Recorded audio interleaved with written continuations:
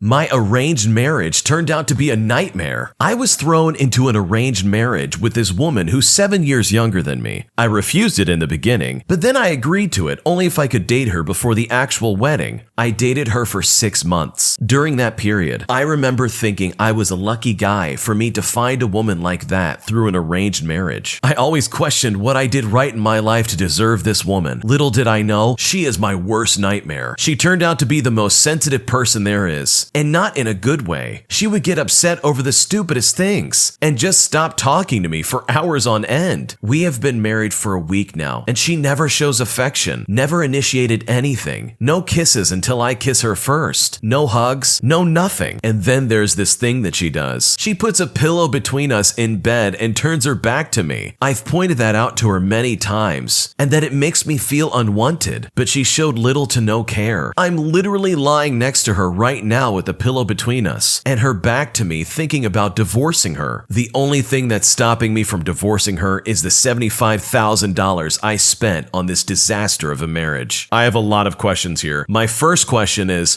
why on earth in 2022 would you agree to an arranged marriage? That is insane to me. I don't care if you've dated this person for 6 years. You don't agree to an arranged marriage. You don't even know if you're gonna like this person. I understand that different cultures have different expectations, and there may be different expectations or religious reasons why someone would do this, but I can't possibly understand why someone would agree to this. That is crazy to me. You don't even know the person that you're getting married to. It says in the story that he only dated her for 6 months. I'm sorry, but that's not nearly enough time to get to know somebody, and definitely not enough time to decide whether you want to marry them or not. The original poster in this story is incredibly out of touch, especially with how self-centered he's acting. It's been 1 week into their arranged marriage, which is already a big red flag, and he's already talking about divorcing her. He is clearly not committed to this relationship. What did he think it would be? Just sunshine and roses? Marriages have ups and downs, and sometimes even just the first year of marriage can be incredibly difficult. It sounds like this guy just doesn't know how to talk to his wife. There is clearly something going wrong in this relationship, and it sounds like he's blaming everything on the woman, when if I were to guess, there's probably some things this guy has to work on as well. And why on earth did he spend $75,000 on a wedding? That's a lot of money to spend on someone that you barely know. And what was the woman thinking in this situation? Why did she agree to that? I mean, obviously she's not faking it. She's decided that she just wants to stay away from him at all costs. It sounds like this guy was not ready for marriage, and the girl is absolutely regretting marrying this guy. So you know what? Maybe divorce would do him some good. It will give him some time to grow up and actually get to know the person that he's marrying. Because at the end of the day, nobody forced him to get married. And if he's dumb enough to agree to an arranged marriage, hopefully he can be smart enough to get out of one. Some guy from a fraternity stole my leg. 8 years ago, I wrecked my motorcycle and had my right leg amputated above the knee. I get around fine nowadays with my prosthetic leg. My friends helped me a lot right after the accident when I was really depressed. They are great guys, but they can be a little childish. They act like fraternity brothers. I love them to death, and they literally saved my life. But I've definitely matured more than some of them. One of my oldest friends, we'll call him Jay, just bought a new house and wanted to host a Super Bowl party. 2 of the guests are guys I know well. The rest are distant acquaintances. Well, my stump is itching like crazy. By now, we all had a few drinks, and everyone is pretty much into the game. So I discreetly remove my prosthesis and prop it up on the couch next to me. Later on, one of the guys I don't know well sees it. He asks if he can look at the prosthesis. I say sure. He messes with it a bit and then starts joking that he's going to pawn it, asking how much a person could get for a cyborg leg. I'm laughing along until he moves it to the other side of the room. Without it or mobility aid, I'm a sitting duck, so it makes me really nervous when it's out of reach. He says he's not done looking at it and goes to get another drink. When he comes back, I tell him it's not funny. I need it back. He holds it out 10 feet away and says,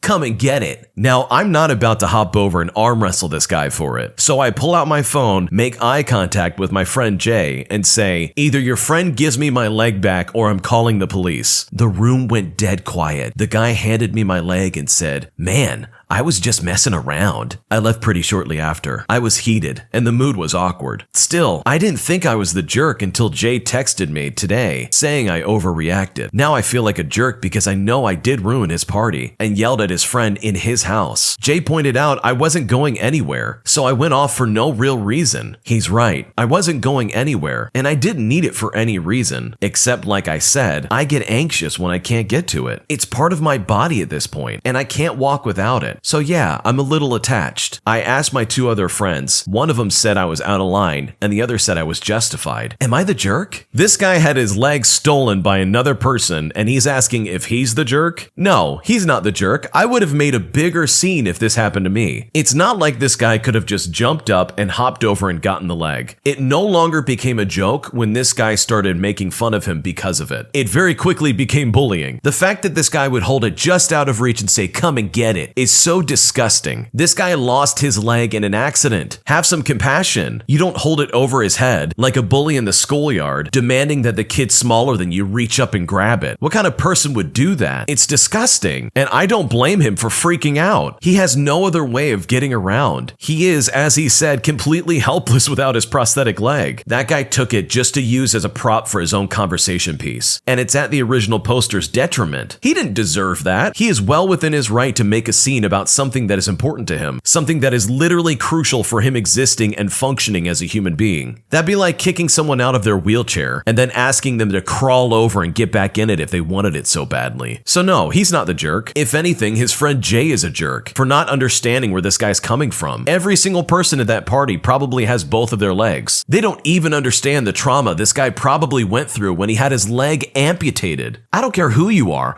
Nobody's going to be ready for that. To lose a piece of yourself that's so crucial for everyday living. And yeah, there's accommodations like prosthetic legs and limbs, but it's not the same of having your own leg. So I don't blame this guy for getting upset. And it's disappointing that his friend can't see where he's coming from. Am I the jerk for wanting to cancel plans with a girl I've been talking to, all because she made fun of my mental health? I've been talking to this girl for just over 2 months now, and we've been getting along great. But recently, due to a recent argument, I felt very off with her. The argument being she was mocking me for my mental illness, trying to copy how I feel. If I was feeling depressed, she'd act distant or become blunt and rude, and then blame me for not putting as much effort into our conversations like I usually do. Anyway, we talked it out, and she's only slightly understanding where I'm coming from. I'm trying my best not to let it faze me, but ever since then, I haven't really felt the spark I used to have for her. I'm supposed to be driving up to where she lives tomorrow morning, and I've told her I'm coming, and she's booked a cafe for breakfast and everything, but I'm absolutely not feeling it. I feel very selfish canceling plans this late, but what would be the best way to do so? First and foremost, it is a big red flag that this lady is making fun of this guy for his mental health. I mean, that's absolutely uncalled for. The fact that she would copy the way that he was acting just to try and put him down, even if it's in joking, is pretty terrible. And worse about it, it sounds like she's not even trying to understand where this guy is coming from. Mental illnesses are already such a hard thing to deal with as it is, but to then have somebody that you're interested in act as if it's not a big deal when they were in the wrong for putting you down essentially is not good. It can only make things worse when you're the person with the mental illness and you're trying to find some normality in your relationship. This is pretty bad. And in all honesty, this guy just has to be honest and say he doesn't want to go. Maybe he can make up some kind of excuse like he's not feeling well or he just isn't feeling it, but something. Anything to try and get out of it. And it wouldn't be totally lying if he said he wasn't feeling well. Not feeling well because you have some mental health issues going on, or you're maybe having an off day, would be just as valid if he said he had like a stomach ache or something. So in my opinion, go for it. Cancel the plans and reevaluate if you even want to be talking to this lady. My boyfriend wants me to move away from my family or he's gonna leave me. I live in a well-off family. We're very religious, except we don't exactly practice too much. We practice some of the big portions of our religious beliefs, but not all of them. However, I'm not allowed to date under any circumstance. My boyfriend knows this. We've been a quote couple since October, but we became official in December. He hates my family and thinks we're controlling and strict. My parents don't want me to be fully independent until I'm married, which is fine because I love the idea of marrying young. My boyfriend is fine with me wanting to get married soon, but not with my parents not giving me independence. He is going to a university in Ohio and convincing me to go to college, so I'll be starting in September. Also, my parents are fully paying for my college and any related expenses, as they don't want me to be in debt. My dad's philosophy is that that he wants me to start at zero so I can show him what I can do. My boyfriend also knows this. Last night, him and I argued over my family. He said they're abusive and controlling. I told him, while yes, they control me with some things and can see my purchase history, and they still lecture me if I spend too much money, I have gained a lot of freedom through their trust. My boyfriend wants me to go to college far away, but I can't move out until marriage. I also can't afford to leave, as leaving would require me to take out a loan, and I don't want to be in debt to go to school. I also already lost that battle, as I got accepted to a university in Ohio. This was before I met my boyfriend, and my parents fought it hard until I eventually said screw it and just didn't go to college altogether. My boyfriend told me he'd pay for my bus ticket to bring me down to him if I would just leave and make the cops force my parents to give me my legal documents. I could never call the police on my parents. They don't abuse me and they treat me well. They work hard to provide for me, and while yes, I have lots of money saved up, I cannot afford rent or a home in my area. I told him if he was here, I could confront them and tell them to let me be more independent. I'd feel more comfortable if he was next to me, honestly. However, running away all alone and getting the law involved and leaving to a state that I know no one but him in is just too much for me to even think about. I can't even live with him for long because his roommates wouldn't be happy. I have other financial obligations involved with some of my gardening hobbies. I love my plants. They're like my children. My mental health hasn't been good, so I've lost some of them, but I still love them. I can't leave them behind and let my family throw them out. They're too precious to me. I told my boyfriend this, but he said we could just buy new ones. I told him new plants will never replace my old ones that I've had for years, and I can't buy back the time I spent. He got tired and said it's either I leave home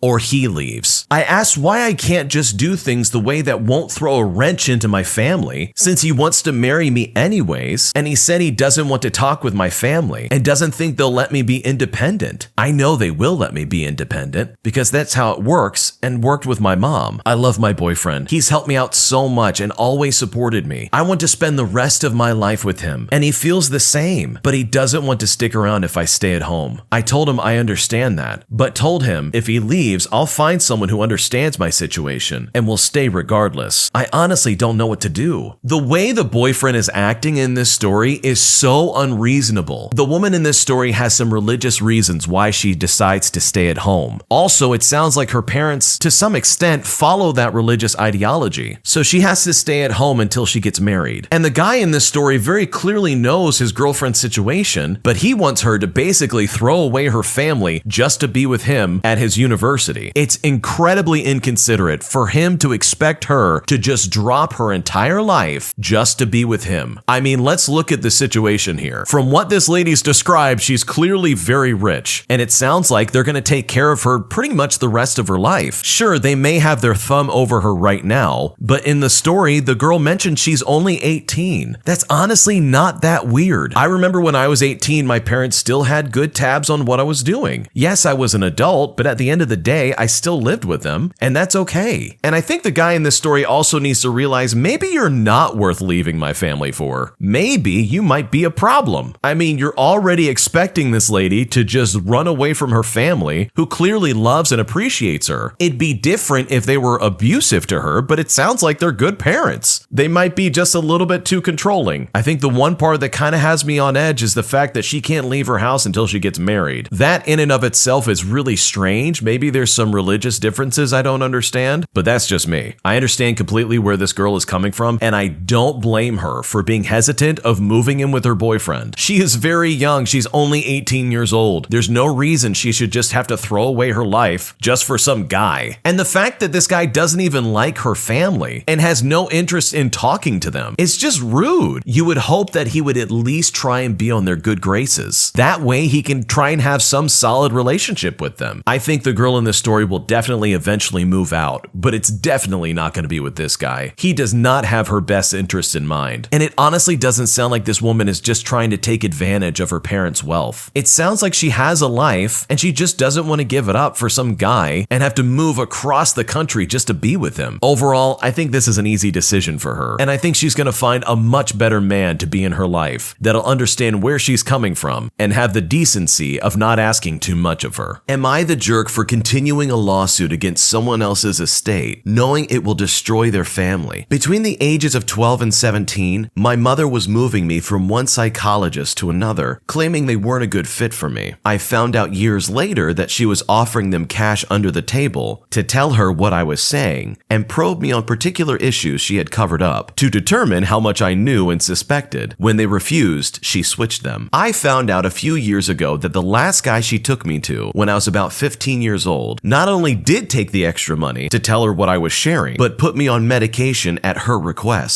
There was no medical reason for me to be on any medication, and on top of that, the medication mix I was prescribed was dangerous to combine. The medication had a seriously harmful effect on my general health, with side effects I still suffer to this day. I lawyered up, gathered overwhelming proof, and started the legal process to sue these people. Realistically, the lawsuit ran as high as 7 figures. A few weeks ago, the psychiatrist giving me these medications and working behind my back died of a heart attack. I ran into this man's widow recently. She informed me that she did not have the mental bandwidth to handle this lawsuit, as she was grieving the loss of her husband, and she was taking care of the kids, as he was the sole breadwinner. She also let me know that they did not have the ability to pay out the amount the lawsuit would probably settle for, and she would have to drain college funds and sell their house, cabin house, and a place that houses her parents, leaving them, herself, and the kids homeless. She begged me to accept a much lower settlement offer and not rob her kids of not only their father, but also their childhood home, all of their memories, and their future. Here's where things get a little tricky. I told her no. Nothing else, looked her in the eyes and just said no. From what my lawyer advised me, they said do not engage in conversations with people you are legally opposing. I started walking away and she teared up, saying his heart attack was from the stress of the lawsuit, asking if I really wanted to punish little children for what their father did. I told her, do not contact me again, and got out of the store. Knowing their situation, I am now having a moral dilemma. Even at 7 figures, I will not miss this amount, but I could do good with it. I have also lost my father young, so I know how devastating it would be to lose my home as well. But as much sympathy as I have for his family, it is on my own torment he had built their life. And it wasn't just mine, as we've recently discovered. He did this to other people too. My lawyer, fiance, and family encourage me to let it play out. Am I the jerk if I do not settle for less? This is crazy, because the psychiatrist in this story is so unethical it's not even funny. I understand that there's probably some people on the other end of his family that are gonna see some negative repercussions because of his acts. I get that there's a sob story for this widow about her kids and about their home, but you know what? That man was a monster. To betray the trust of your patients, to forcefully medicate them just to mess with them, and to tell the mom what's going on in your sessions is a horrible breach of trust